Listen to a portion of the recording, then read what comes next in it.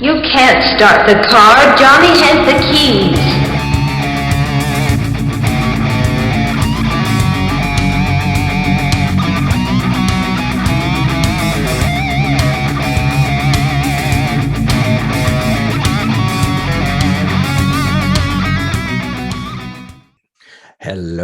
Hello out there in podcast and YouTube land. You have reached Johnny Has the Keys, where we talk about horror movies and science fiction films and those key elements that lift them above the average genre fare.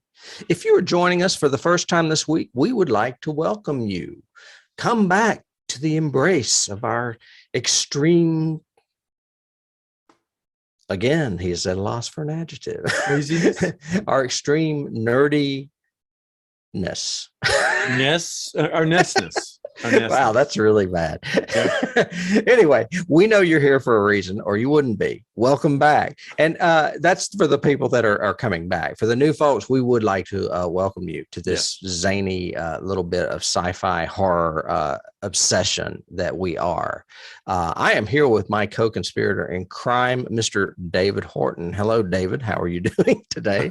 Well, what a lovely introduction you had. It was terrible. It was awful. It was good. Fine. But your head is floating in a sky of rocks. Tim, I'm in the Hallelujah Mountains. There you go. Aptly named. Well, speaking of hallelujahs, what are you saying hallelujah about this week in your genre world? This week, genre-wise, I am anti-genre because I couldn't help it.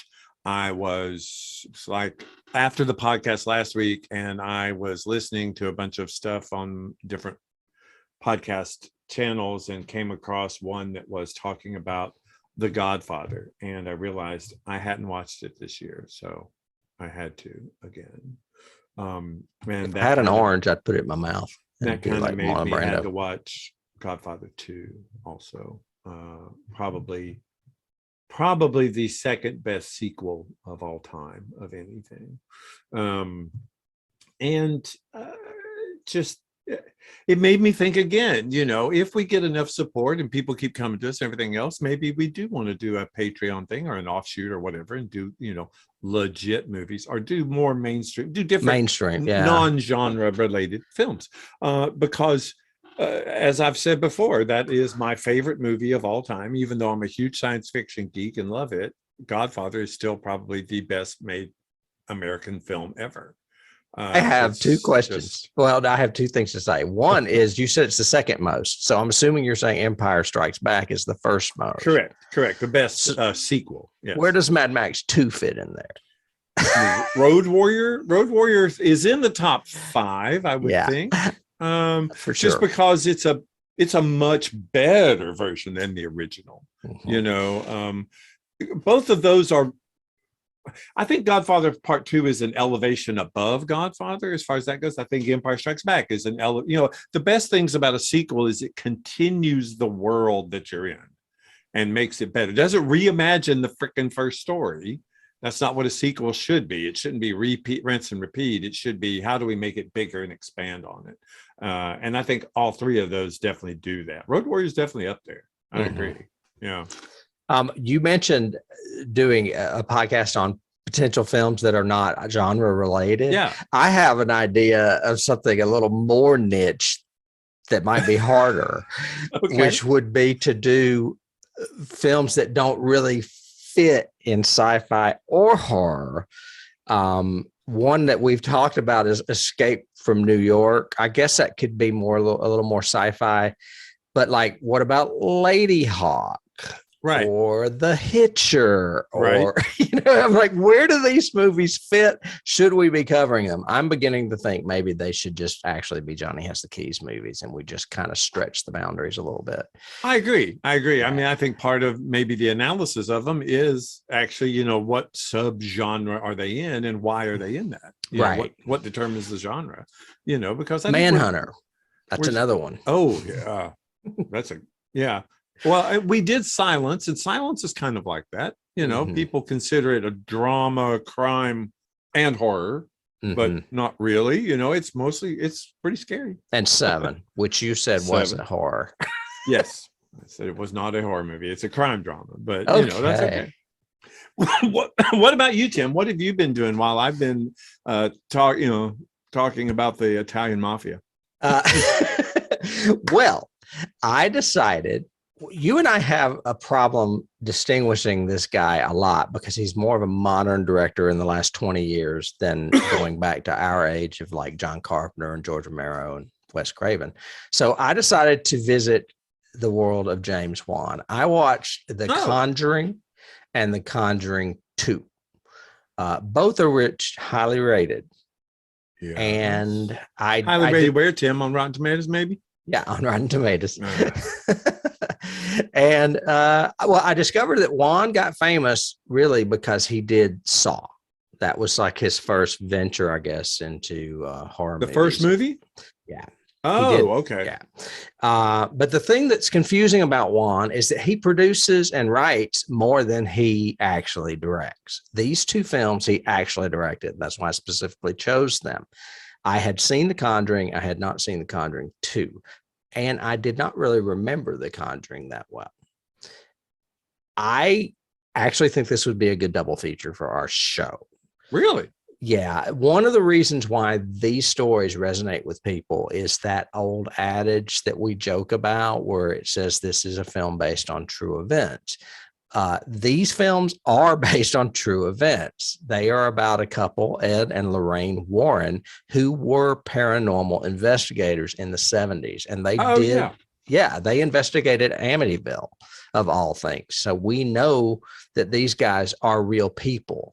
And they claim that this Conjuring story is, I guess, probably their most notorious haunting. The Conjuring 2 is actually set in London. They go over in England and to do another story. But the original Conjuring with, I cannot think of the actor's name now, and I didn't write it down. But anyway, the cast that plays Ed and Lorraine, they're great. Lily Taylor and the guy from Office Space, I can't think of his name, play the parents of the kids in this haunting. Stan Livingston. Okay. Anyway, and I highly recommend The Conjuring. The Conjuring is a really good movie. The Conjuring 2, I'm a little less on, and so is Rotten Tomatoes, and I can understand why. There's a little bit. What it is The Conjuring had a $20 million budget, and they were doing that thing that we love, where they make it work because work. Yeah, exactly. Yep. Conjuring 2 had a $40 million budget and a lot of CGI that I didn't like. Yep. So, and the reason, another reason why this is actually the second most money-making horror franchise in history. Right behind Alien. Alien is number one. The reason for this is because this movie not only has a third sequel, which gets a terrible Rotten Tomatoes rating. It came out last year. It's called The Devil Made Me Do It. But it has spinoffs. It has the entire Annabelle franchise. It has the entire Nun franchise. There's something called the Something of La Llorona that is related to this movie, and they're working on something called The Crooked Man, which is related to Conjuring 2. So there are so many spinoffs that he is producing and not directing that's why this is a very, very popular and money-making franchise. So, yeah, I learned a lot. I was doing my James Wan research is what I was doing. We said that, I just said that, a sequel should expand upon the world that you created in the first one. And that's definitely what he's done. Even if it's not necessarily in Conjuring 2, it's in all these offshoots that it's expanding or building. I did not know that Annabelle or the series of Annabelles was somehow connected to the Conjuring. Yeah, that doll is mentioned in the first movie, and Ed and Lorraine have this little basement where they keep all these haunted artifacts, and Annabelle is a doll in a case in their basement. And it's kind of an X-Files-ish kind of vibe, because you've got this pair, a male and female married couple that are paranormal investigators, and they they're featured in each film at another haunting, investigating very much like Mulder and Scully would, except, from a paranormal perspective rather than a procedural perspective. Right. Interesting. Yeah. I mean, I would not be opposed to us doing this as a double feature. It'd be because they're definitely worth comparing. Okay. Well, I'd be curious. I know that at the work that we're going to show Conjuring this year. So yeah, I'll you get should to at watch it. least Lily probably Taylor's see fabulous in it. I Actually, like her everybody's really good. I like her in everything, so that kind of works for me. Mhm. It's interesting that you said horror and science fiction earlier in your thing of we've done movies that are both. We've talked about ones that are both. Everything else, because I mean, today we're doing the science fiction movie that to me is a horror movie as well, because it's just, I hate this movie so much. So it'll be interesting to see how we discuss it, because it is, I even watched one review that said, Avatar, how horrible can a movie be? and so it's interesting that this, to me, because to me and to other, I think, science fiction fans, this is a bit of a horror movie, so to speak. Okay.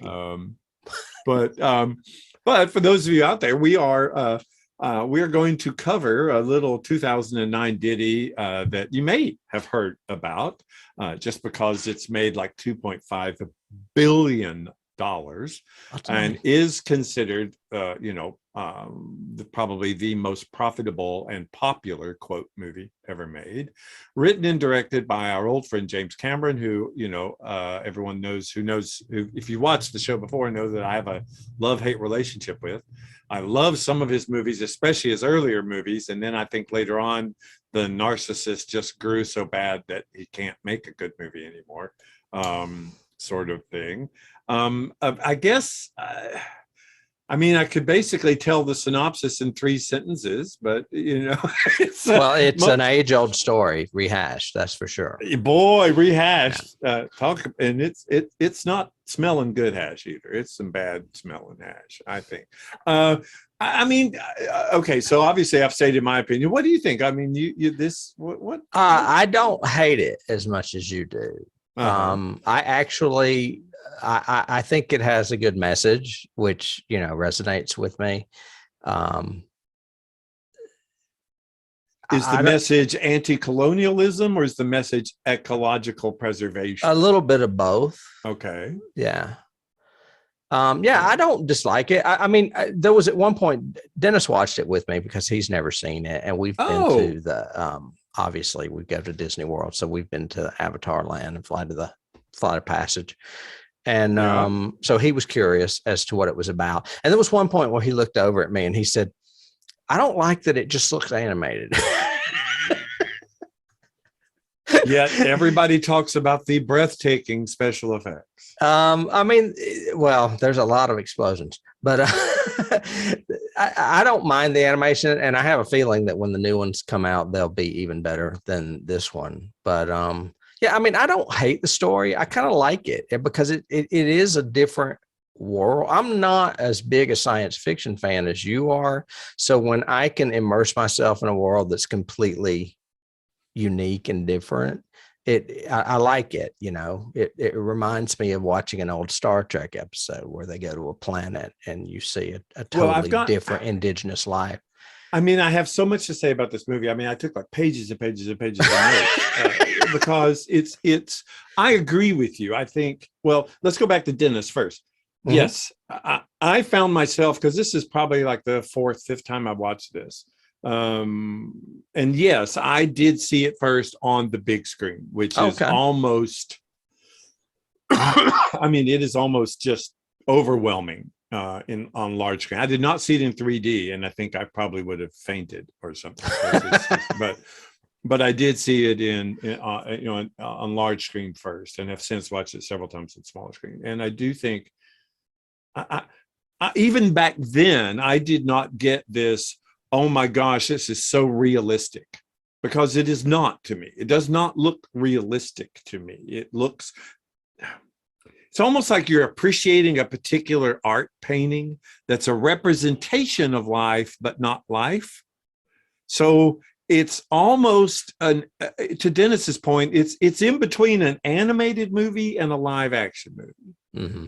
And you have to kind of say, no, it's not totally realistic. No, sometimes the physics don't work realistically. Sometimes they work great and everything. And other times you're going, it doesn't. You just kind of have to go with that, I think. But I do agree with you that the immersion in this world is phenomenal. Mm-hmm. What he has done to create Pandora, this moon of this planet. I used to get people all the time when they would go, the planet Pandora. It's not a planet. It's a moon of a planet. Yeah, I don't even know what the planet is. They never say that, Okay. Nor would it matter. But his immersion in it is so good. And one of the things that Disney does do well at Disney World is preserve that kind of, especially at night with the bioluminescence and all the stuff they do and all of that. So have you been there? Yeah. Oh, okay. Yeah. I didn't know if you had or not. And I've actually been behind the scenes of that one because I was there when they were first building and trying to do the geometry of the Hallelujah Mountains. And how do you do a thing that looks like it's floating when really it has to be cantileverly supported out there. So it looks like it's floating, sort of thing. But the design element overall, Cameron's an incredibly good designer. The way, we talked about it with Aliens. We talked about it with Terminator. We talked about it with The Abyss. He's really good with machinery design. He's almost like a Sid Mead kind of designer. His airships look cool. His gun designs look cool. The spaceship at the beginning, which we don't spend enough time on, in my opinion, looks cool. The cryo med bays, that first scene when it looks so long and huge and like hundreds of people in little cryo beds waking up and stuff. It was like, this is Aliens time 9,000. Well, I mean, and we'll get into it, but Cameron repeats things over and over in all his movies. And I don't necessarily hate it because writers do it too. Yeah, of course. There's nothing necessarily wrong with that, but the color in this, the landscapes in this, the scale in this is huge. I mean, I even the first time I ever watched it, I thought, man, if I had a fear of heights, I don't know if I would like this movie, because there's a lot of stuff in the air in this movie. You are above the ground. I have a fear of heights, but I've been on Flight of Passage and it's awesome. Yeah. Okay. It's amazing.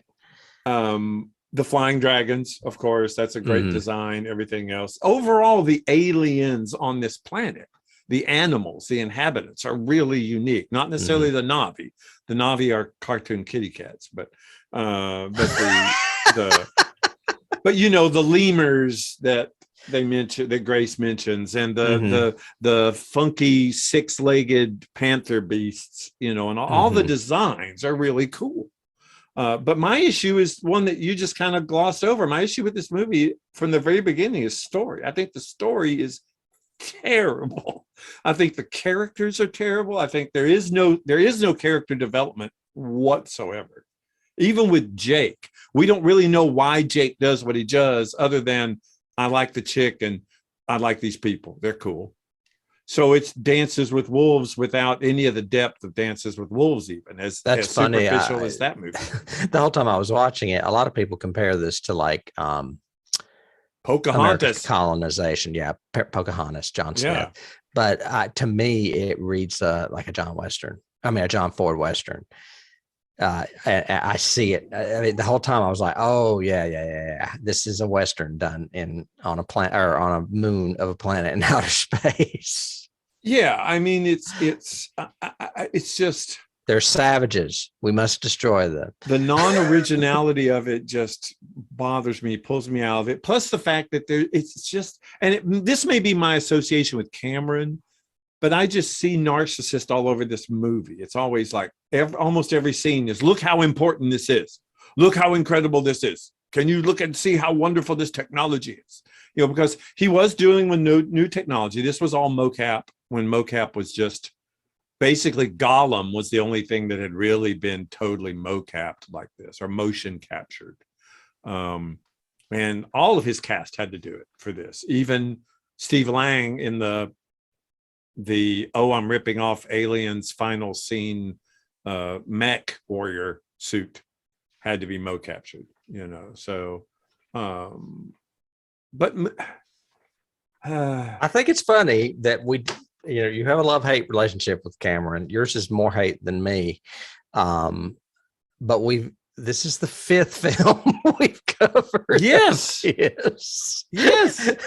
5 movies, 5 science fiction movies. He will always be known as a science fiction director. He will always go down in history for what he has done to the genre. So yes, and I recognize him for that. And I still think of all of the ones, probably my favorite is still The Abyss. I like The Abyss the best sort of thing. It's the most science fiction-y, but also Cameron-y to me. The rest of them just have issues that I just go, why did you do that? This one's a good, okay, storytelling. Let's just talk about that for a bit, because, we've said before, movies should be show, not tell, and you've got this incredible visual medium he's got here. Why does he over narrate this entire freaking movie? We don't need to hear Jake Sully telling us about, and they were an indigenous people and they loved their bows and arrows and they were so sweet. I don't recall hearing that. When we're seeing that, we're already seeing that montage. We don't need to see him talk over the whole montage about, and they'd be coming soon. We had to prepare the people. I want you to talk to all the tribes, bring everybody together to fight. Well, I'm like, we see that happening. You don't have to say it. I see. Okay. I know where you're going. That's at the end, but yeah. Yeah. I mean, kind of jumped ahead there. Linearly, but it's just like, one review I read said, this movie is totally devoid of humanity, story, dialogue, characters, or any logic. And that was the headline of the movie. I thought, wow. But I disagree with that. I don't. Okay. I mean, how? It is not devoid of humanity. The message alone is basically a plea for humanity. I mean, I look at this movie very much the way certain writers and certain directors are obsessed with something in reality, and they try their best to transcribe that to the screen. Thoreau, if you want to go back to ancient, not ancient, but old American writing, was a naturalist that wrote about Walden Pond. Right. Or if you want to, I don't know, I'm trying to think of another, it would probably fall more into science fiction, a more modern example. But anyway, I mean, Cameron is quite literally a tree hugger. And this is basically his idea of saying what we're doing to our planet is horrible. Here's another example of it happening on a moon. Yes, but you can do that in an emotional way and make it more resonant than he does in this, because Cameron doesn't deal well with emotions. He never has in any of his movies. The love story in Titanic is really, really freaking forced. I think he was okay at the beginning, because I actually like the love scene, the romantic scene in Terminator.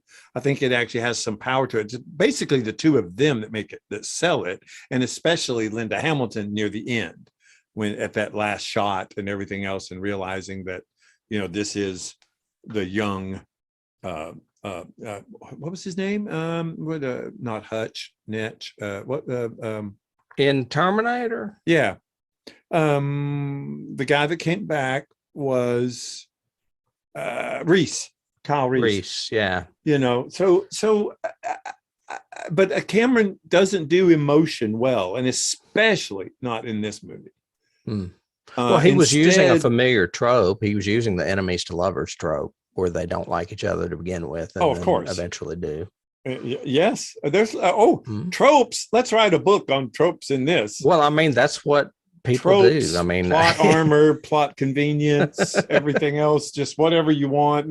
I mean, I've even got in my notes, there are theme park rides with better stories than this movie, which is true. It's literal. It's such a manipulative screenplay. Good example. And I had this, and this was like a key for me, but District 9. Have you seen District 9? A long time ago. I don't really remember it. That's that Blomkamp guy. Yeah. And that was the one where basically you had a group of alien refugees on Earth, and they're put in a refugee camp essentially in New Zealand and everything else. But they're giant.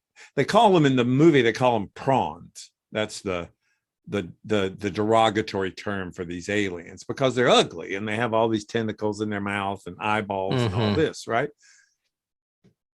But by the end of that movie, you care about them. And you care about their story and what's happening. Even though they're ugly, they're not cute, tall, blue cat people with great big eyes. They're so nice, and they cry and their ears wiggle and they have great stripes and shit. Why did he design them that way? It seemed so manipulative of, oh, these are felines and they're svelte and they can flow through the jungle and fight. And I just didn't like it. I think, well, I mean, the movie's not perfect. Like I said, it's over explosion. It's filled with explosion and special effects. It looks animated. There are things I don't like about it, but as far as story and as far as alien concepts and things, those are the things I think that are more of a strength for this movie. Yeah. not one character has any complexity at all in this. No, every character is a one-note character. I again think you're asking for two things that are contradicting. You're asking for more character development, yet you're wanting to be immersed in a world without it being explained to you. And I don't. No, I want the plot I want to be immersed in the plot without the plot being. Well, I mean, I saw plenty of character development between Sully and Sigourney Weaver's character. I saw the development between Neytiri and Sully. Why?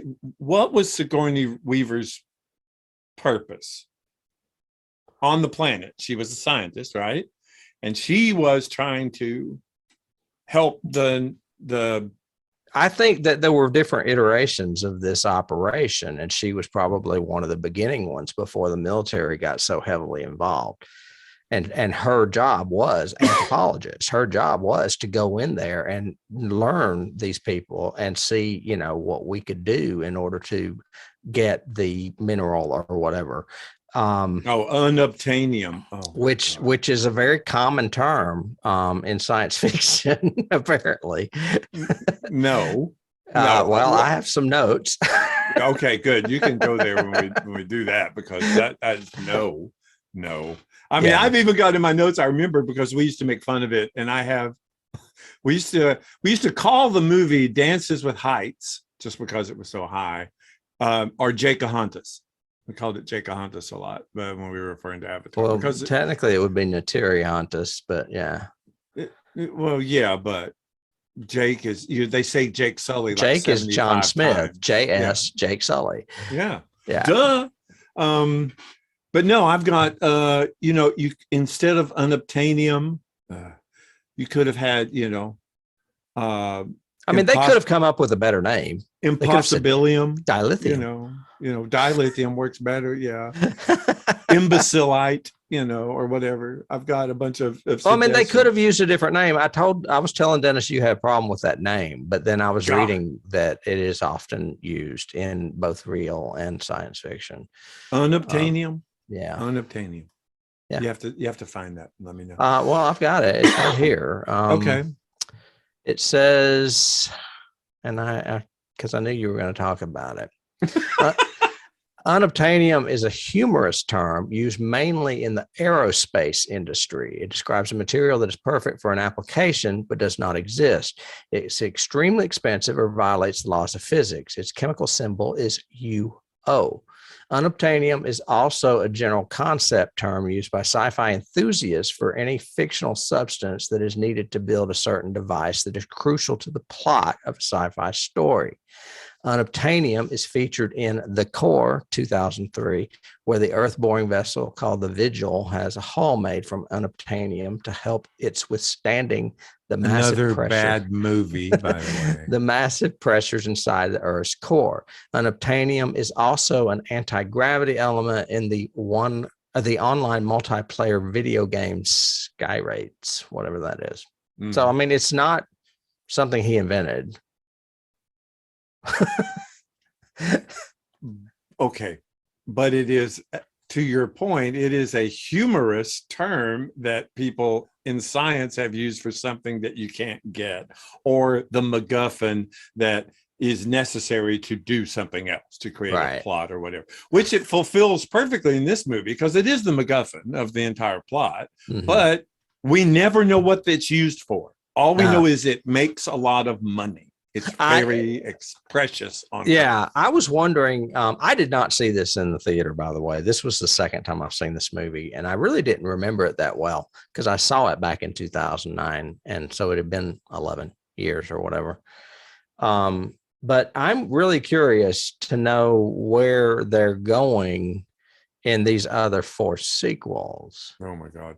Because I'm wondering, I'm thinking that a lot of some of this stuff that we're talking about today could easily be embellished on and explained because, you know, he does like to throw us into things. I think if he goes, well, projecting outward, I think for 2 and 3, if he goes more into this, quote, bioorganic neural network of this moon, the fact that this entire moon is linked together, you know, that would be cool, and that would be something to explore.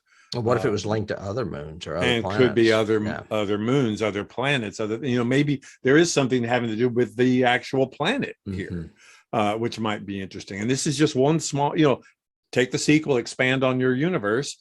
The moon this was Pandora, and we thought it was freaking huge. Wait till you go to the planet, you know, which Zeus.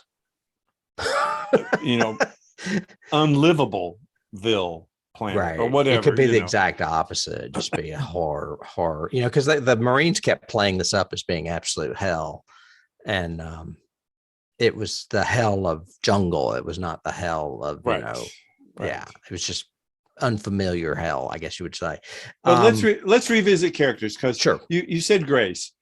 We know her name because at least it's said a few times. What's the other nerd geek's name? We don't know. We don't remember it. I barely remember Selfridge, except that somebody said it twice. His name is Spellman. Spellman, which sounds like a Seinfeld character. But I bet you didn't get that from the movie. I bet you looked that up, but you didn't get that in the movie. No, I didn't remember his name. I don't remember anybody's name. Grace's character, the typical scientist fighting against the military and bureaucracy to get her project, right? And yet she literally does nothing to the plot other than taking Jake to the remote pod. She really doesn't do anything. She stands up to Selfridge, but doesn't. She stands up to the what's his name? Giovanni Ribisi's character, the Selfridge. No, the Colonel Quaritch or whatever. Quattridge, whatever. No, actually, you're right. It's Quaritch. But to no avail. Nothing happens. She doesn't motivate, and she doesn't change. She dies and then doesn't do anything.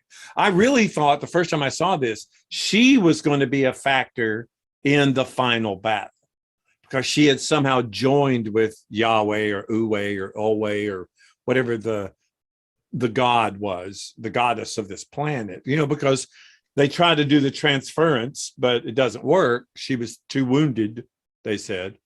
Too weak. Yeah. Right. So I thought she was going to somehow come out of the consciousness, because even later on, you know, when Jake prays, he prays at the tree of life and says, if Grace is in there, think of her memories, think of her, think of what she knows, because the sky people will come back. They will do this, kind of thing. But no, they didn't do that. The villain is so one note. And I love Stephen Lang. I think he's a great actor. But he is just so one note from the time we first see his boots till he dies in the freaking mech warrior. Well, and this is something that I was actually looking up to verify, but I like Stephen Lang too. What's worrying me about the future sequels of this movie is that the second one is already in IMDb. Shit. And Sigourney Weaver and Stephen Lang are in it.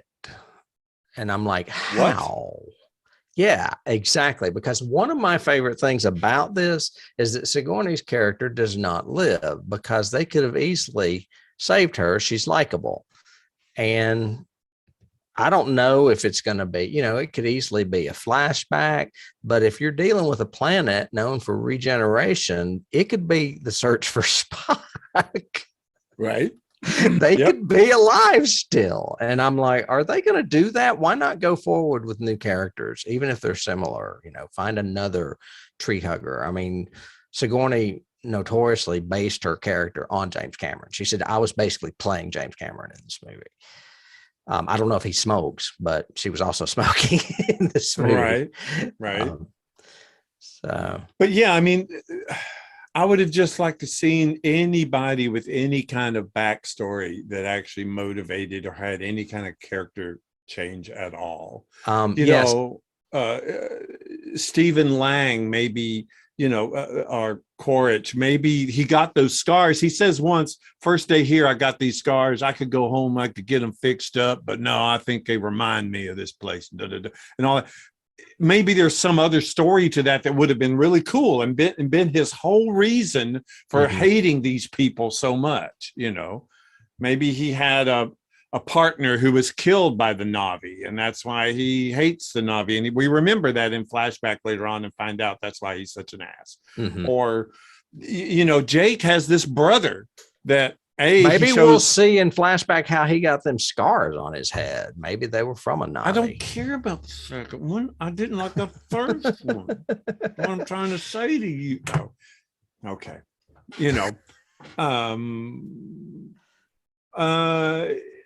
It's just so many holes, so many. I've got it. I mean, my notes are just like, why? Did you want to give a synopsis? Or talk about scenes? A paraplegic Marine is forced into a program when his twin brother is killed in battle, and becomes part of the Avatar program, which for some god-awful reason, we take human consciousness and we're able to totally transfer that consciousness to a bioengineered body of the natives of this planet or this moon of Pandora, and they are trying to. Do you have a problem with that concept? Because that seems like a pretty cool sci-fi concept to me. If you have that technology, why are you even dicking with the Na'vi? Why are you doing that? Why would you? Why do you need material unobtainium if you can transfer your consciousness into something else? I think that this began as more of a research thing with Grace's project. I think the military intervened, and we don't see that. We're in the medias res of that. Okay. I'd give you that if there was even one line that said that. But the problem is that this movie's already almost 3 hours long. They can't go into all of that. If they did, I wouldn't be able to watch it. I would rather go into all that than run bioluminescently through the jungle forest for 3.5 minutes. It's a lot. It's a lot of special effects. And I also think that some of the stuff he could have toned down. Like maybe, it is a cool planet, but does everything have to glow? And do there have to be rocks floating in the sky? And, it seems like there is a lot going on. Are the trees all connected?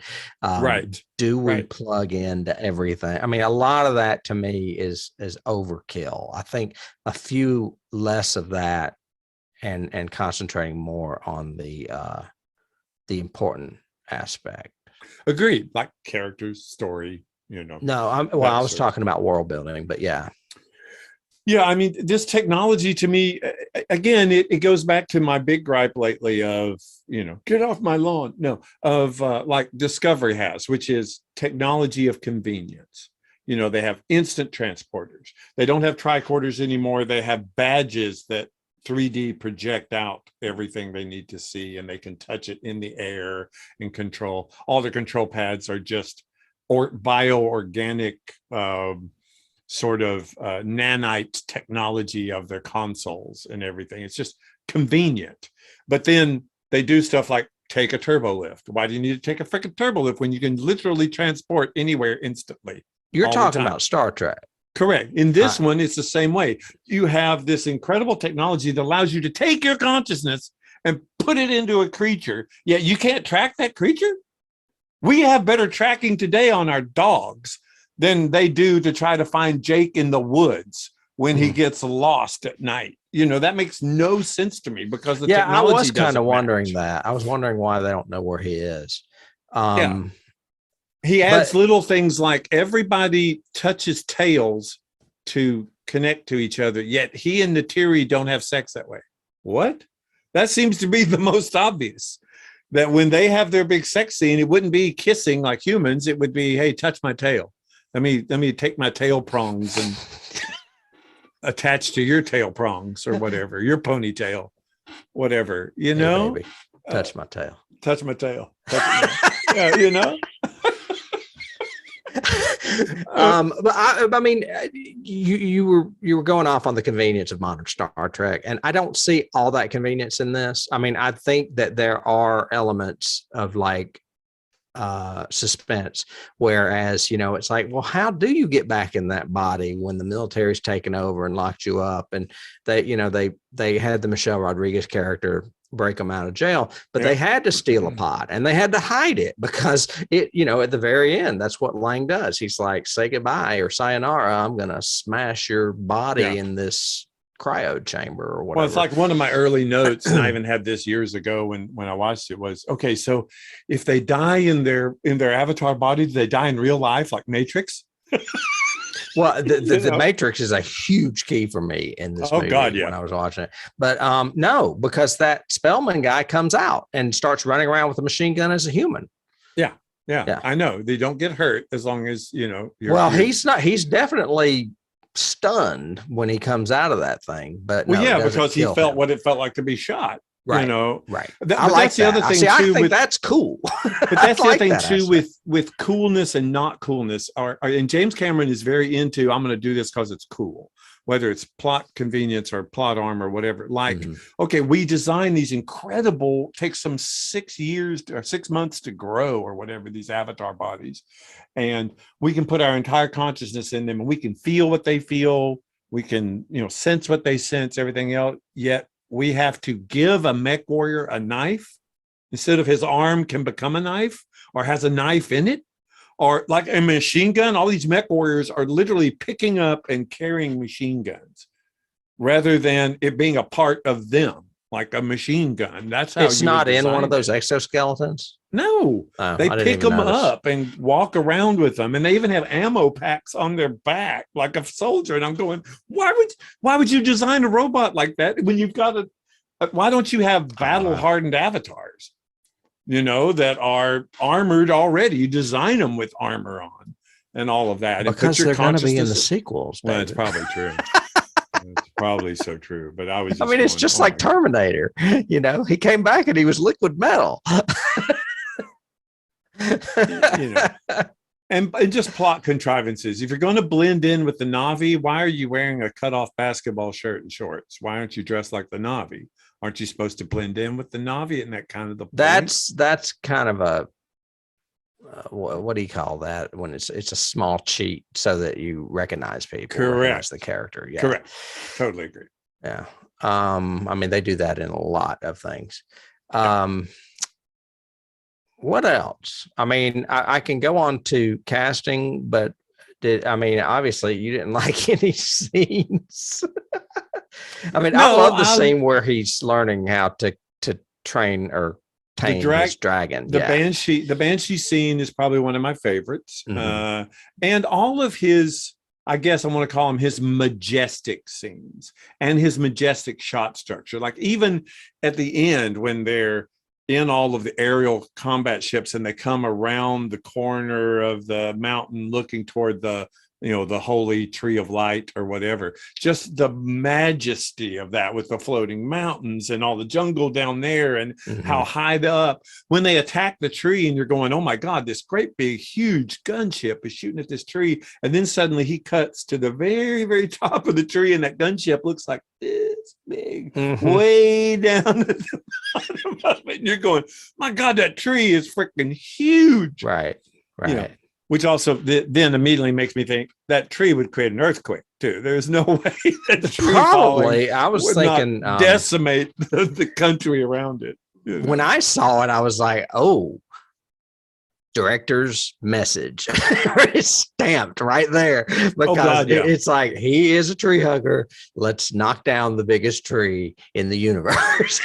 That's basically what happens.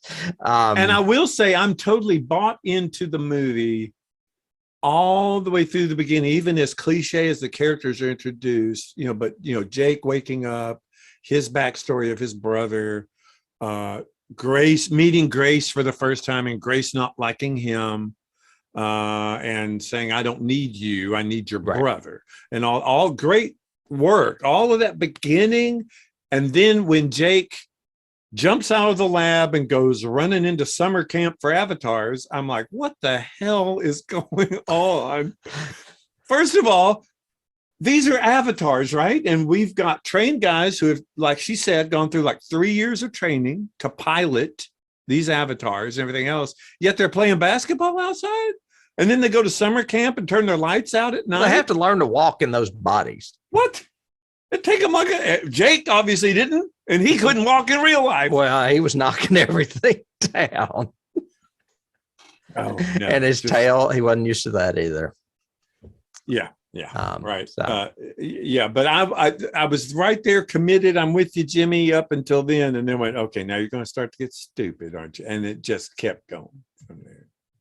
I like how there's we mentioned the tree being knocked down. I like how that it's not perfect. I mean, that there are catastrophic events that happen in the movie. The fact that Grace dies, I think that's huge to kill a heavy like that. I think if I cared about Grace, it would have happened. If maybe Selfridge or Quaritch or somebody had really humiliated Grace somehow, or taken her of rank or somehow, it made me feel for her. I have a feeling a lot of this is in the uncut version that maybe you could watch. That's 7.5 hours long. Yeah, there you go. That one I don't want to see that one.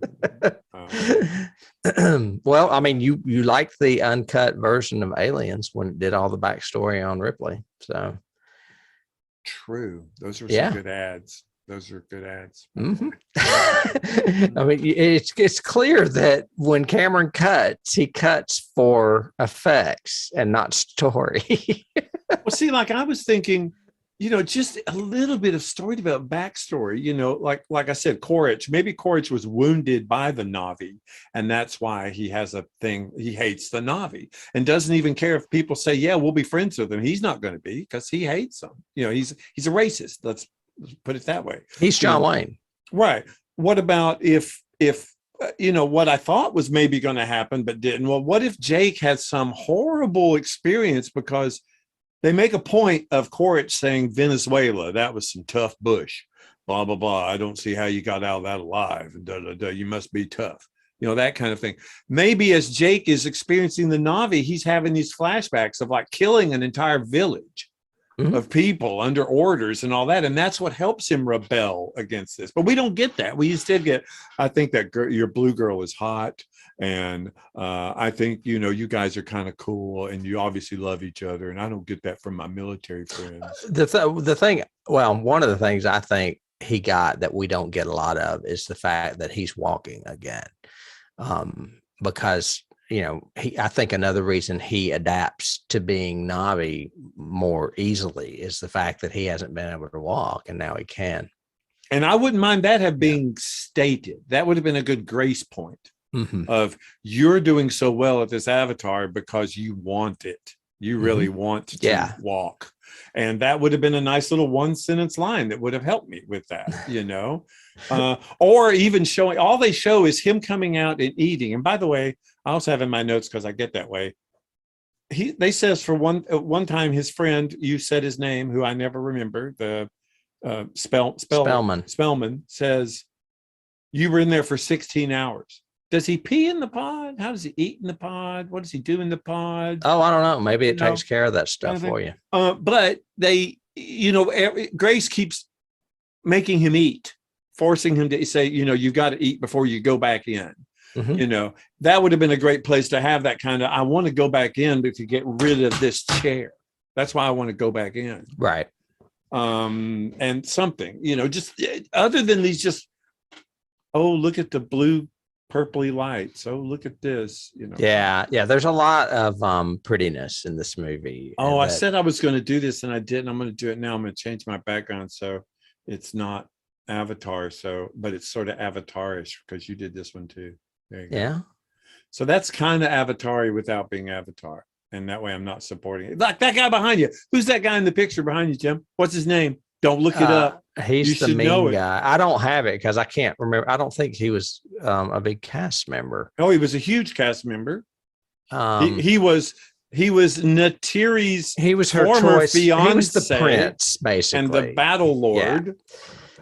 And we don't know his name. That's how important I didn't put him in my cast because I didn't have any notes on him. He's an actor I'm unfamiliar with. Right.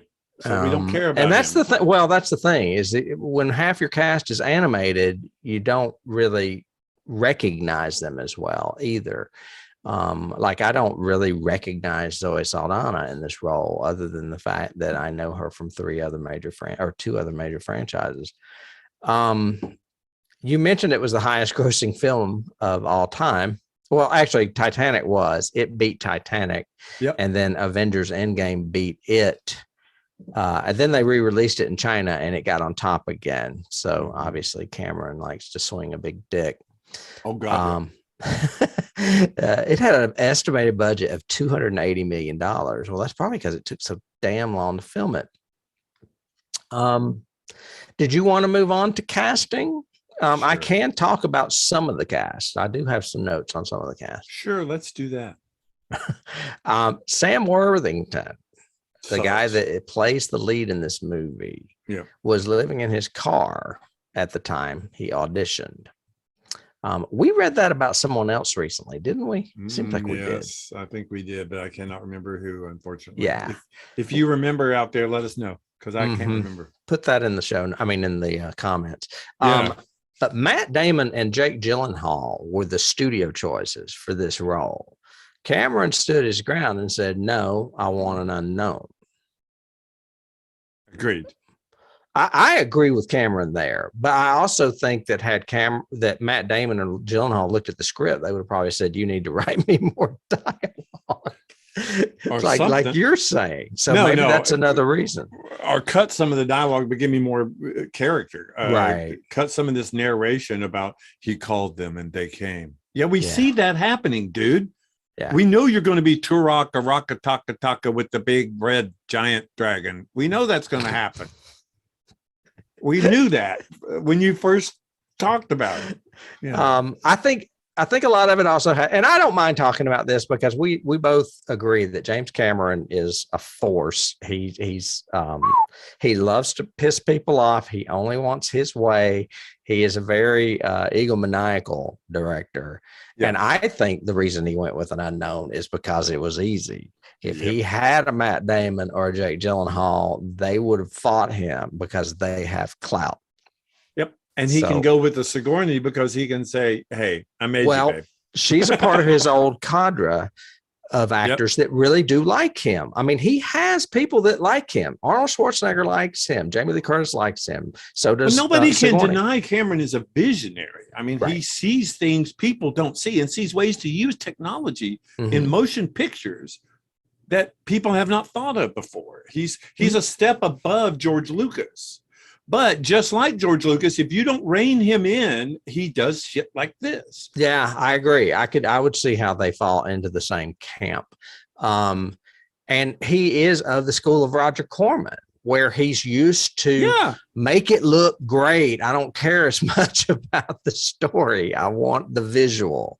Yep. So, and that's kind of what Corman did as well. So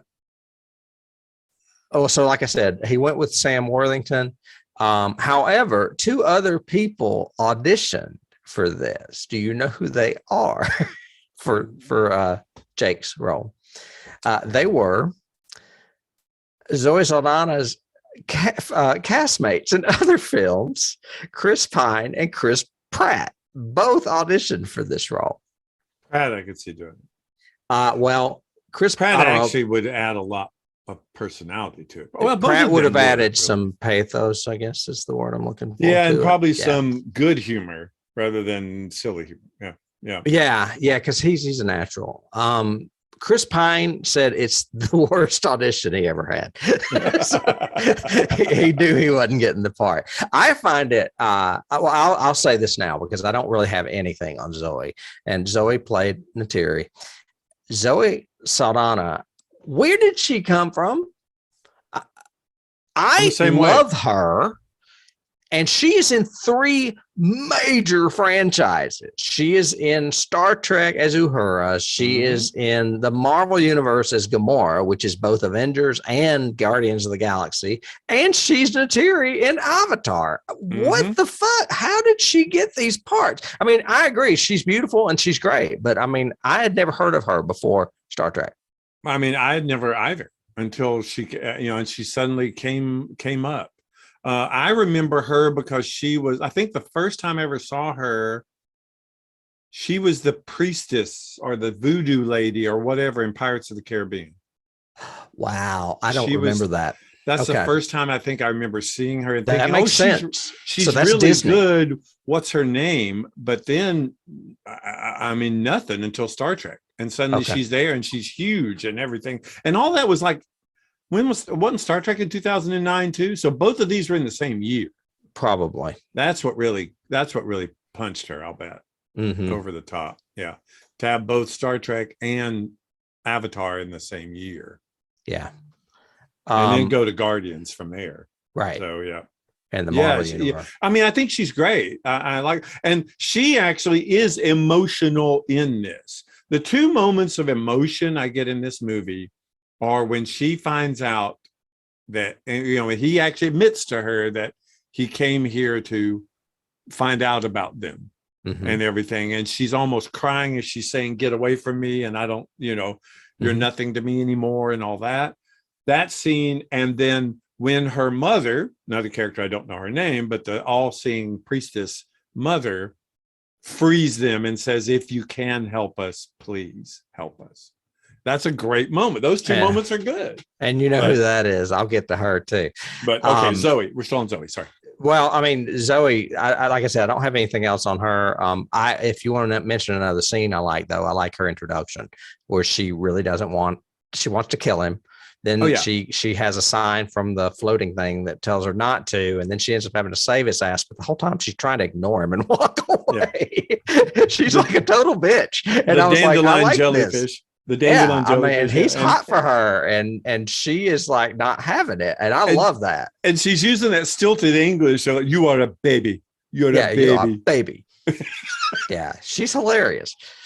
All right, I have some notes on Sigourney. Originally, Cameron did not want to cast her. He said that he knew she could do it and that she was the safest choice to play the role. So he was kind of not wanting to go with her for that reason. I would have liked a Jessica Chastain in this role. I think. Well, his choices are older, of course, because he is. They are Jodie Foster and Jamie Lee Curtis. They were both considered for this. I mean, I could see either doing it. Yeah. I think Jodie would have been stronger than Jamie. I love Jamie, but she's not the strongest of those 3. Agreed. And then, but he ended up falling back on Sigourney. And again, I think the reason he would fall back on Sigourney or Jamie before he were Jodie is that Jodie has more clout and she would have challenged him. Oh yeah. And Sigourney and Jamie Lee Curtis aren't, because they've worked with him. They like him. Yep. This surprised me. You know what? I'll say that last. The second thing I was going to say is that Sigourney Weaver basically says, I am playing James Cameron in this movie. He is an idealistic, perfectionist, approach-driven man.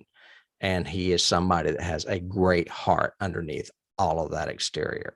And that's what she put into her role as her portrayal of James Cameron.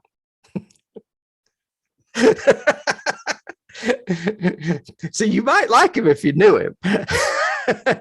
You might.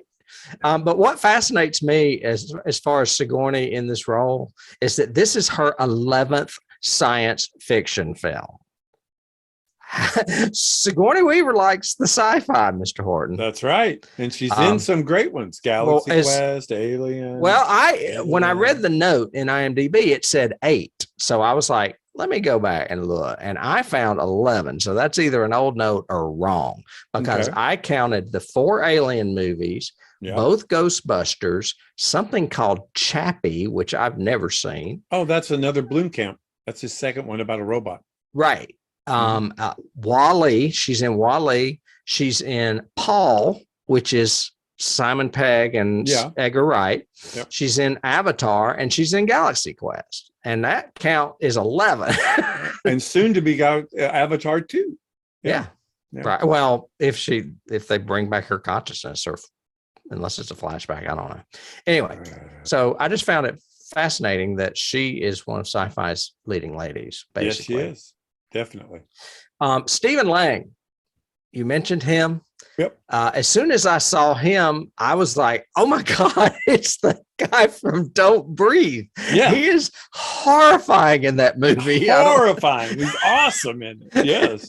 And that's on the list. We just haven't done it yet, but that is a movie that we could easily cover on this show. Oh my gosh. It is scary as fuck. It is. And the sequel, they say, is just as good. Okay. Yeah, they say it's really good. Yeah. Yeah. It's basically a bunch of kids decide they're going to break into a blind guy's house and rob him. And he ends up being like a killer. And he is scary as shit. A lot worse than your normal, he's just a trained Marine little old blind guy. Yeah. But anyway, Michael Biehn was considered for this role. Of course. Obviously a part of the Cameron cadre. But Cameron rejected him when he cast Sigourney because he didn't want him to think it was aliens all over again. So makes sense. That kind of makes sense. I mean, they wouldn't have been a romantic interest. They would have been enemies, but I think he was too worried about having them. A lot of people, I think, out there listening land and watching land too, might know Steve Lang too, because he's done a bunch of video games. Oh, okay. I mean, like 3 or 4 dozen. Military. Yeah, a lot of military, a lot of voiceover, of course, all voiceover, but a lot of video games. Well, and I think, didn't we cover another movie with him in it this year? Steve Lang? Yeah, it seemed like or maybe I was doing research for something that maybe I'm thinking of Don't Breathe. It says he was in Manhunter too. He played some guy named Freddie Lowndes. Oh, Freddie Lowndes was the Quibbler guy. Yeah. Okay. It's been a minute since I've seen that. I don't have anything for Michelle Rodriguez. I mean, I know who she is. I just don't have anything on her or Giovanni or that guy that played Spellman. However, Michelle Rodriguez is playing the same character she always plays. So she's a notoriously out lesbian. And the reason she's on my radar is because there was a time when she was like, no, I'm not. Yes, I am. No, I'm not. Yes, that kind of thing. And that shit always pisses me off. So, okay. Yeah. I mean, if she's bi, that's fine too, but don't deny it.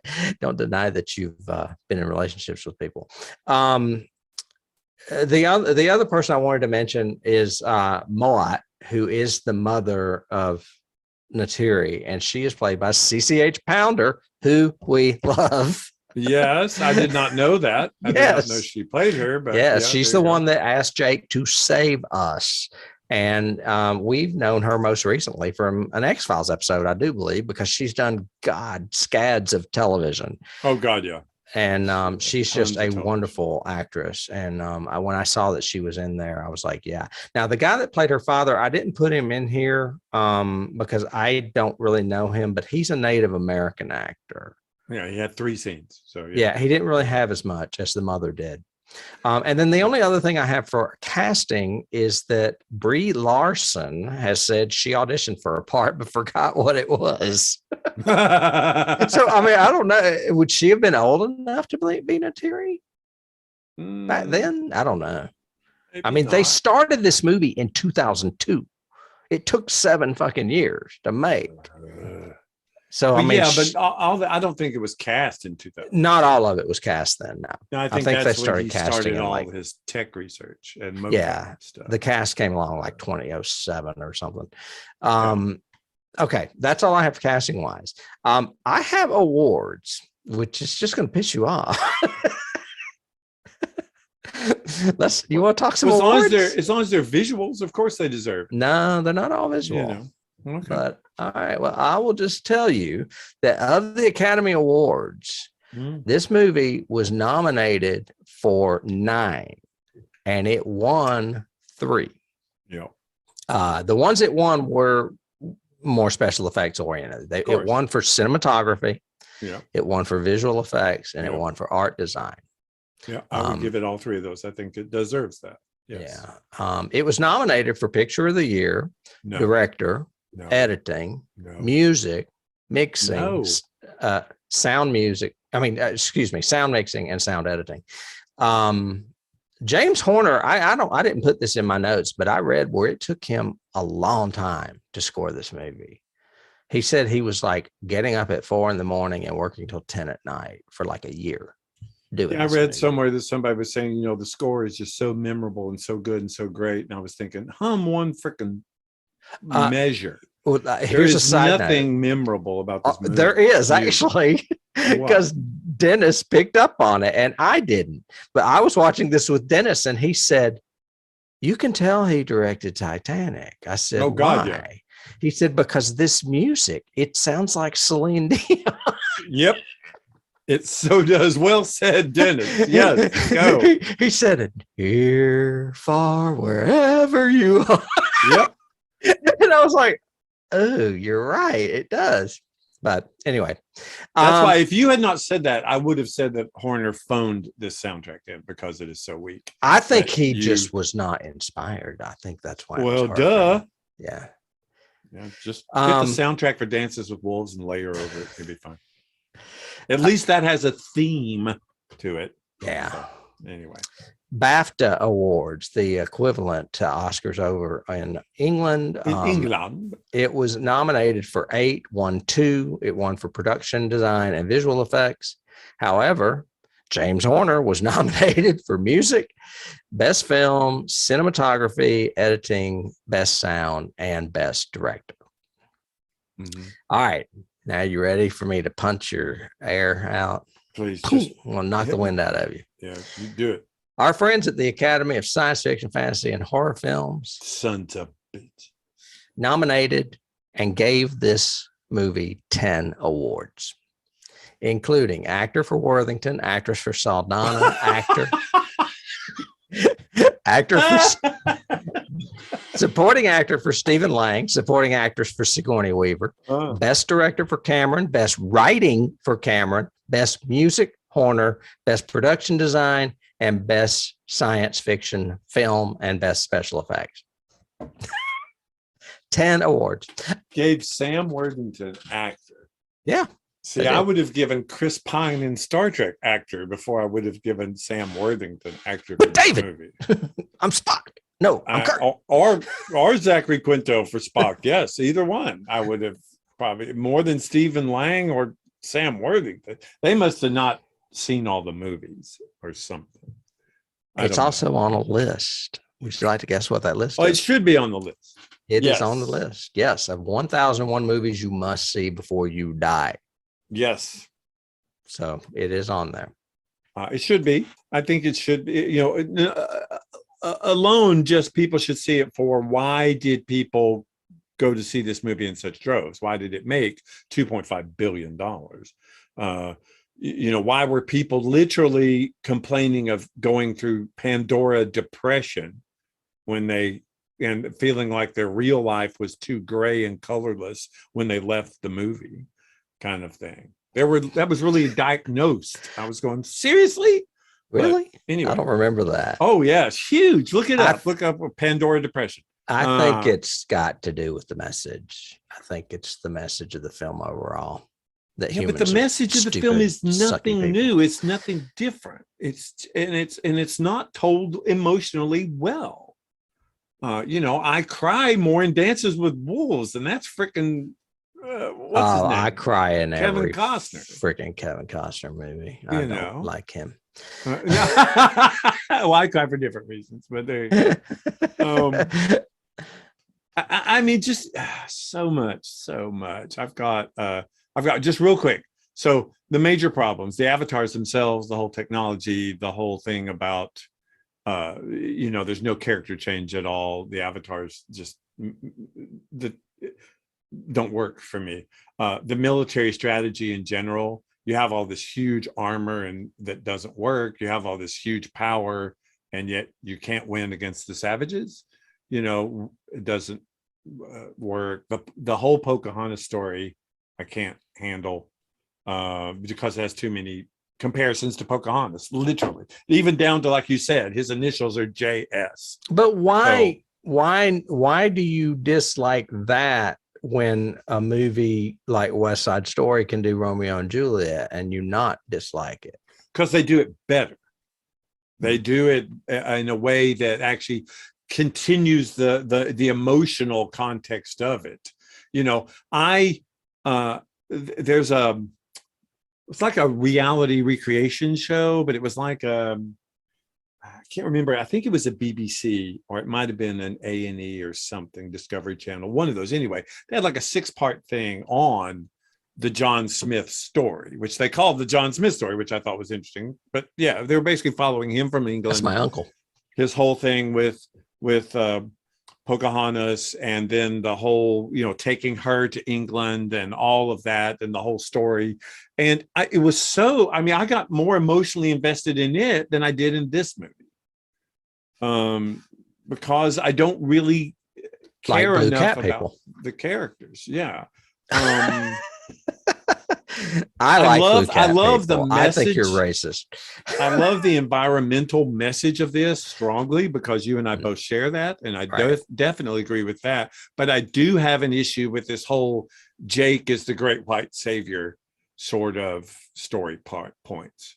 I don't like that whole thing. It just doesn't read for me. Jesus Christ, Sully star. Yeah. I don't understand it. One guy I found online said it perfectly. He said the new name for this movie should be, and this gives away a bunch of keys, but should be Dances with Fern Gully Pocahontas Aliens While Saving Private Ryan from 9/11. So I thought that was a pretty good comparison. I don't get the 9/11 at all, but the huge decimation of their tree is the whole falling of the 9/11 towers, which rallies everybody on the planet to get together to fight back.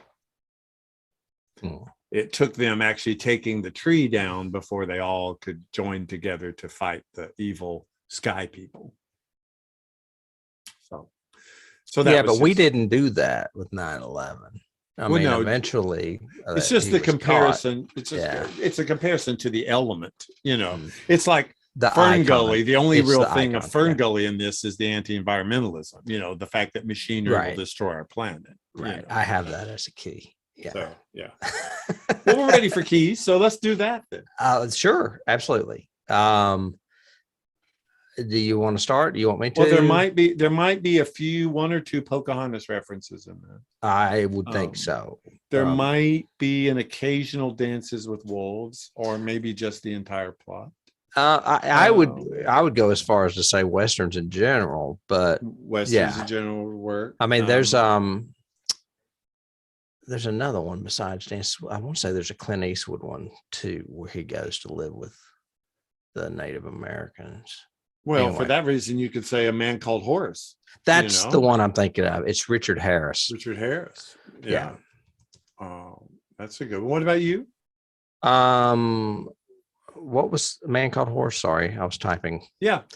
I have, as you said, westerns. John Ford in particular. I feel like, isn't it The Searchers where they kidnap Natalie Wood and she becomes one of the tribe? Yep.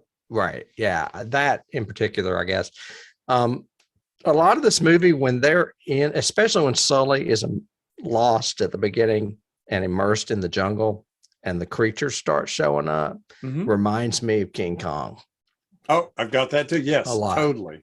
So I have a huge King Kong key.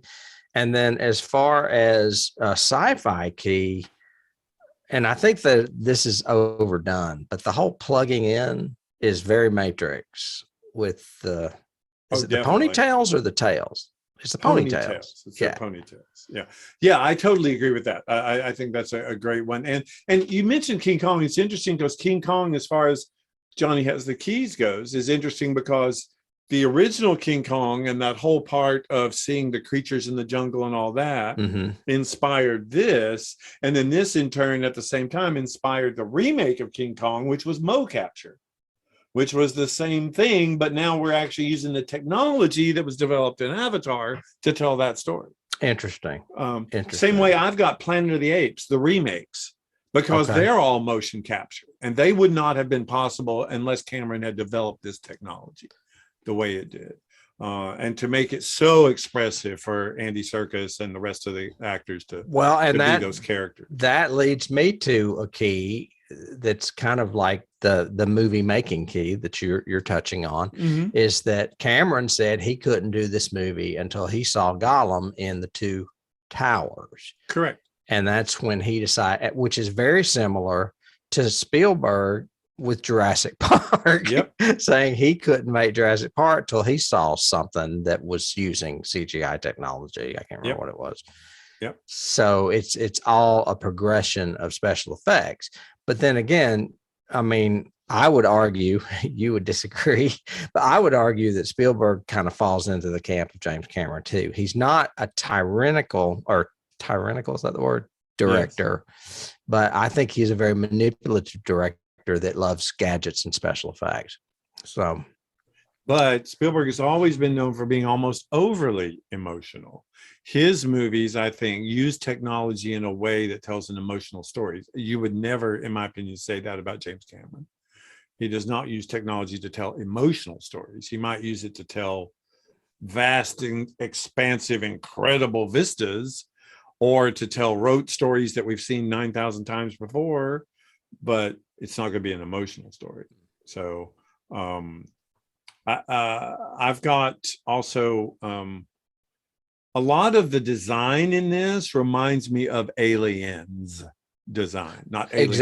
Yeah, for sure. The pods, the mech warriors, the gyrocopters, you know, all of that is, this could be in the same galaxy universe as Aliens. I was going to bring that up because it's supposedly not, but they used the word the company at the beginning of this. And I was like, is this the Aliens thing? And then I went online and I did research and they were like saying, no, light year speed was not available then or something. I can't remember what it was. I was like, this is too nerdy for me. But well, you could easily see this even down to the Marines and the way they're trained and all of that. It's definitely, I mean, Cameron can't say it's not at least influenced by. No. We've always talked about whether or not Ridley says that Alien and Blade Runner exist in the same world, but I kind of felt like this does too, even though Cameron is not originally, part of the Ridley Scott films. It feels to me like this could be in that world too. Oh, easily. And even down to the plotting too. You've got the greedy corporate capitalism. If we just want what we want, you've got the conquering military that will take whatever they, are told to do kind of thing, but still have that grunt Vietnam kind of mentality to everything, to the soldiers. The whole opening with the sergeant, who I wish had a bigger part in this movie because I actually liked him. The drop ship commander at the beginning saying, I don't want anybody to die on my watch. Da, da, da, da. Make sure you get your masks on. Yeah, I do remember him. That guy, but and even we can't. I've said it I think before, but a human in a mech suit versus a dangerous alien, or an alien. Not he's the hero in this one, but that's definitely aliens.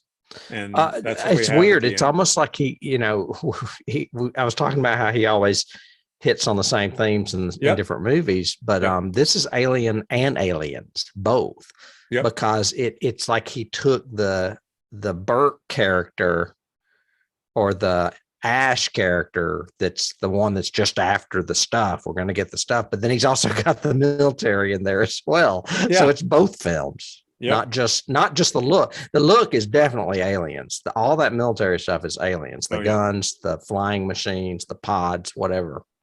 But like we said, so are the scenes, and so is the plotting. We've got to show the colonel while he's doing this superfluous, or this exposition, find out about Jake, give him the reason to be a spy by saying, I'm going to get your legs back for you, boy, kind of scene. While he's doing that, he's in a mech warrior warming up and using it, so that we get the plant that, we're going to use that later.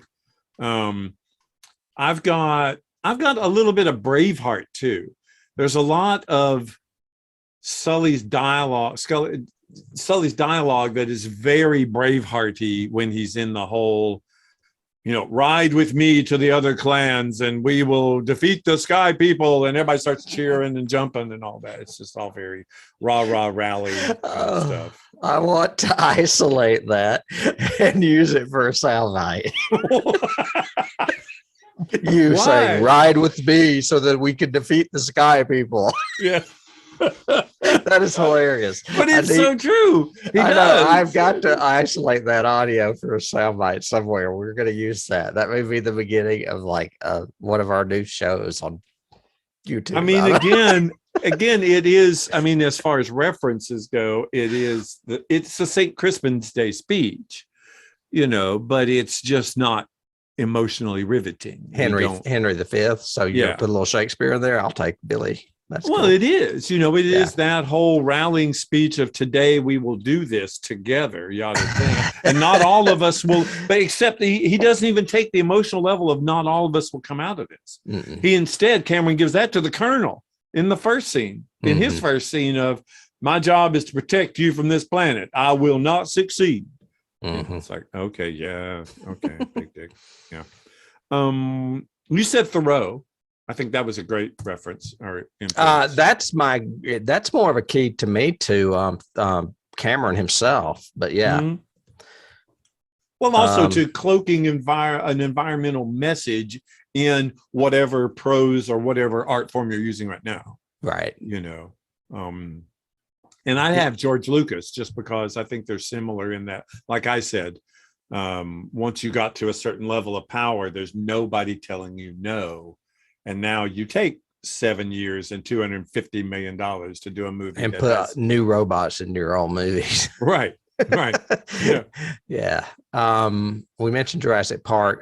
That also, a lot of the sounds in the planet were recycled from Jurassic Park. I don't know if you knew that. Yes, I knew the T-Rex was there for the big hulky monster. The hammerhead. If you want to go back to another literary one, apparently it's the same story as the Lorax from Dr. Seuss. Did you know that? Very true. A forest full of beautiful trees and mystical creatures that are destroyed by man's lust for ever-growing industry. Yep. Very true. I thought that was hilarious. What's that adage that people have been using? The forest thinks the axe is his friend because his handle's made of wood. It's a really neat kind of It's thought. deep. Yeah. Yeah. Go ahead. I was going to say, you mentioned Pocahontas. James Cameron freely admits that he was inspired by Disney's animated version of Pocahontas, so much so that he wanted Orianka Kilcher to play Neytiri after seeing The New World in 2005. So he had originally considered her before Zoe Saldana somehow appeared on the map. Yep. So he was very inspired by the Pocahontas story. You probably didn't notice, speaking of Neytiri, but did you notice that all of the Pandoran women have very, very strategically placed necklaces? I did. And I read somewhere, I did not put it in my notes, that Cameron insisted they have breasts. Right. And I was like, I mean, it's clear he wants them to be humanoid, and I understand it. I don't think it was done because he's some, pervert or whatever. I think it's just an easy way to distinguish male and female as far as a romantic interest in this. I don't know. Yeah, because his initial design had everybody with these flat faces with big eyes and big ears. So right, that's why he has to give them a headdress, a necklace, war paint, something. And the men have tails as well. So it's not Yep. like they could just have, females have tails or whatever. So, right. Or vice versa. Yeah. This movie was inspired by the Bible. What? Where did you get that? Well, apparently the word Navi in Hebrew means prophet. However, its plural, Nevim, refers to the prophetic books of the Bible, which include Daniel, Micah, and Isaiah. So there you go. This is that was God. Cameron coming up with something, typing that weekend that he needed a name for. It's like, name the clan. You can't, unless you're obsessed. Name the king or the head, the chief. Nobody knows his name. Name his son. Nobody knows his name. Or the warrior guy. Yeah. It's just, we don't remember. Even name some of the monsters or the creatures, the animals. I would like to know, but I don't know. It's because, he created a language and those names kind of fit, I guess, in that verbiage. Yep. So it's just something we tune out and don't really retain. I kept Neytiri, though. I do remember Neytiri. I can't remember any of the other names, honestly. No. And, to his credit, that language was really good. It sounded realistic. It was it was like a Ben Burt kind of designed language. Yeah. Some dude created it. There's he created like 1,000-word vocabulary or something. Yeah. I would love to have a geek war between somebody speaking Navi and somebody speaking Klingon. Well, you will, because there's 4 more films. Oh my gosh. I have some stuff I lifted from IMDb because I don't know science fiction literature the way you do.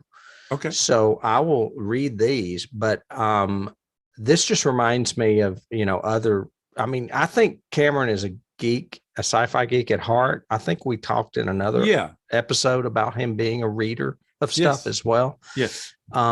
Apparently there are striking similarities between the movie and the Destination Void universe, which is Frank Herbert and Bill Ransom, including the Jesus Incident and the Lazarus Effect, which are 2 novels. In both novels, an alien planet called Pandora is home to a global network of sentient kelp in which the minds of the deceased also continue to exist, hint, hint, Sigourney Weaver, as well as other native life forms on the planet, and are linked to one large entity of shared consciousness called Avatar. Ooh, okay. So, that's like almost like a ripoff in a way, but he's clearly inspired probably by that. Another one is inspired. Let's use ripped off. The common spirit of Pandora, where every creature is constantly connected, is a concept of Gaia described in Asimov's novel Foundation's Edge. Yep. So I knew you would know that. And then we already mentioned Alien. I have one of Orson Scott Card that I'm not even going to say because I hate him. But there is one. Another key is you said Fern Gully. That's a science fiction animated film. Yep. Okay. Yeah. Mm-hmm. And then another animated film that you like is from 1977 called Wizards. Yeah. And the protagonist was called Avatar. Well, yeah, but that was just his name. It had nothing to do with, I mean, what the avatars are. Okay. Sort of thing. Well. Oh, okay. I've got a couple more. Go ahead. I've got a couple of other literaries just because. Yeah, we were talking literary. You go ahead. So, I mean, there's a Ben Bova one. Let me see if I can find my notes. There's a Ben Bova movie or novel called The Winds of Altair. It was coming out in 1973, and it's all about remote controlled avatars. It's got six-legged monsters or six-legged animals, but it was about a terraforming job by the humans rather than we want to steal the quote unobtainium. What is the name of it again? It's called The Winds of Altair, Altair by Ben Bova. I love Ben Bova. I thought he was a classic, great science fiction writer. And then I've got one other one, a pseudo. This one isn't really a total key, but Anne McCaffrey. I've only read one of her books, but she has several. But it's a series called The Dragon Riders of Pern. And you can get the typical, where did that come from? Because literally it is the banshees from Avatar. Oh, okay. And that makes sense. And the design of the dark elves is very similar to the video game. Shoot, it's not in my notes, of course. Anyway, there's a video game that everybody plays online that has dark elves that are inspired by the Na'vi. Okay. So that's a kind of reverse key or extended key. Yeah. I would be remiss if I didn't mention that Animal Kingdom has a world now. They do. Pandora. Yeah. Or a land, I guess you would call it. It's I have been there several times actually. It's fun. The Na'vi River ride is a peaceful, slow go. It's not that great, but the flight of passage is phenomenal. It is. It's a great ride. Yeah. I mean, you literally feel like you're flying on one of those things. And I think you even get attacked by that giant red one. And at the end, when you're flying down by the water, an enormous fish whale type thing jumps out. Yeah, which I'm sure will be in the second one. That's exactly what I was thinking. I've done like 3 different corporate events at Disney World, and all of them wanted to use Avatar Land as part of their evening event, this sort of thing. So that's how I got to go behind the scenes and look at it and everything. But the ride is phenomenal. And like I said, Cameron's a genius for the design of the world. Pandora looks amazing. And I think that if he had just had a story to go with it, and it wasn't just a bunch of old tree hugging kind of, we've done this before in every other movie and nobody really has any motivation, I would have liked it a lot better, sort of thing. I have one last clue. It's someone else I don't like. But apparently it's considered by some to be a futuristic remake of The Last Samurai, the Tom Cruise movie. What? I don't get that. Well, I do get the immersion in another culture and then suddenly seeing it from their perspective and changing. And there you go. a traitor to your people, I guess, sort of thing. Yeah, I could see that. But, yeah, disillusioned American Civil War veteran hired to help an emperor of Japan fight rebellious samurai warriors. Yep. I don't know. Yep. Anyway. There's where I did have that note in trivia about the language. It was created by Paul Fromer, and he created about 1,000 words. And then the only other thing I have on this is that one of the artists working on this film is Chuck Comiskey.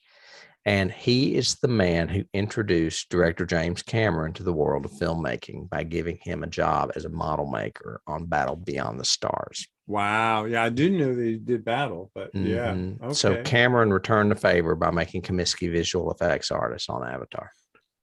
Cool. Yeah, that is cool. Some blue cat people.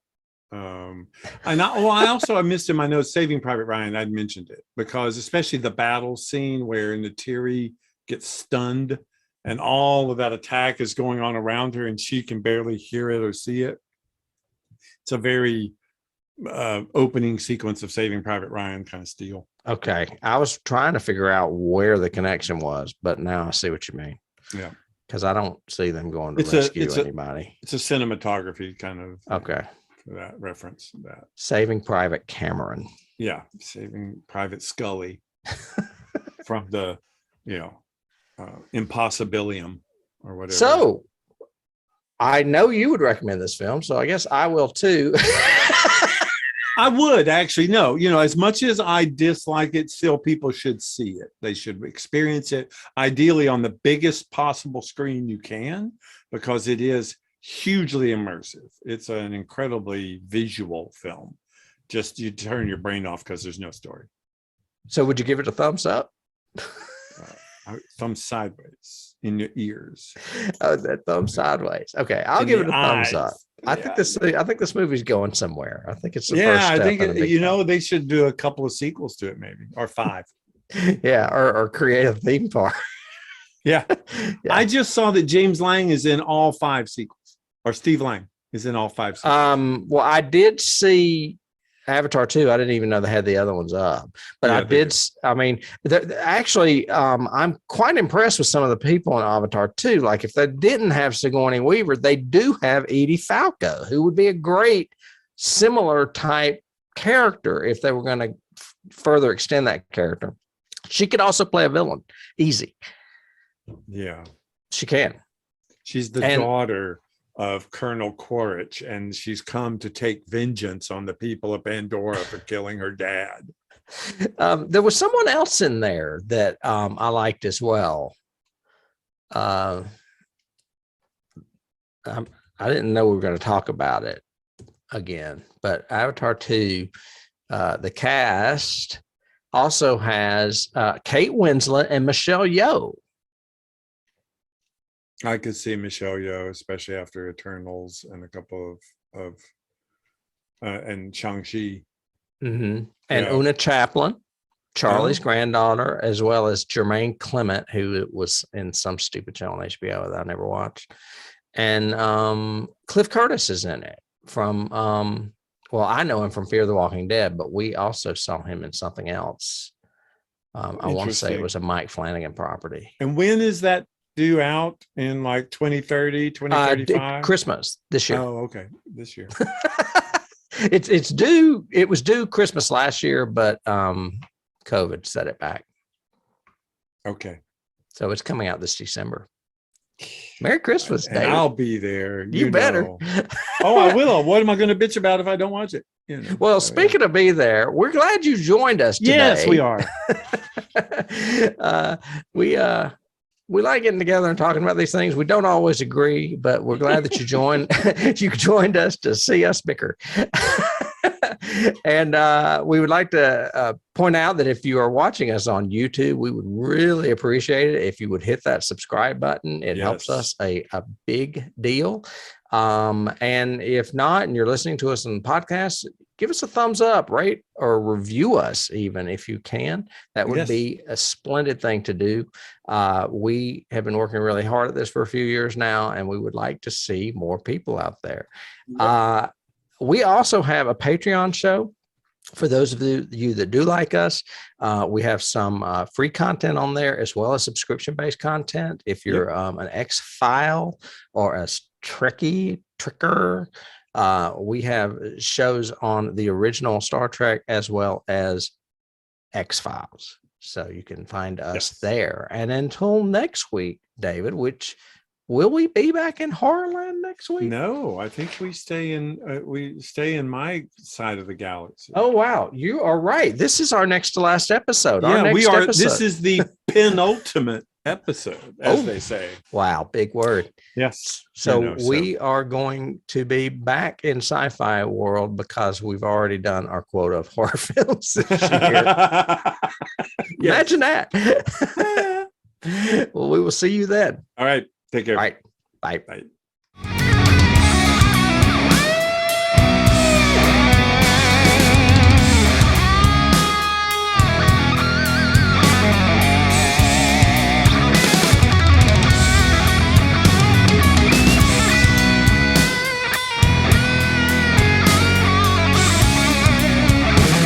You can't start the car. Johnny has the keys.